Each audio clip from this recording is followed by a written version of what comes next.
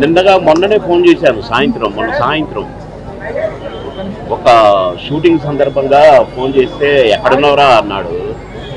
వాళ్ళ దగ్గర ఉన్నా అన్న. అయ్యి ఎప్పుడు వస్తావురా అంటే రేపు వస్తానా అన్న. నేను వచ్చేసరికి ఆయన లేడండి, వెళ్ళిపోయాడు.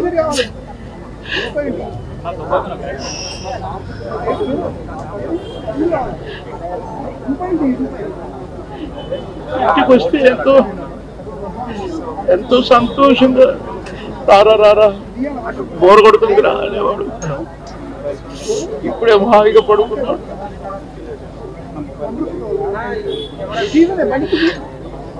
సొంత అన్నదమ్ముడు పౌడన్నకు తమ్ముడు ఉన్నాడు కానీ నేనే అసలు తమ్ముడుగా ఫీల్ అయ్యేవాడు. ఎన్నోసార్లు ఒకే ప్లేట్లో భోజనం చేశాం. అన్నం ముద్దలు కలిపి పెట్టేవాడు.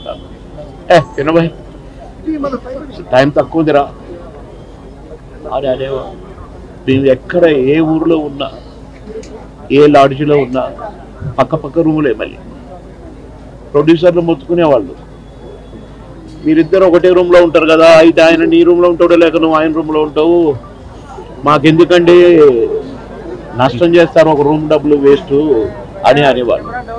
అదే ఇది అని చెప్పేవాళ్ళు. అట్లా ఎన్నో సందర్భాలు.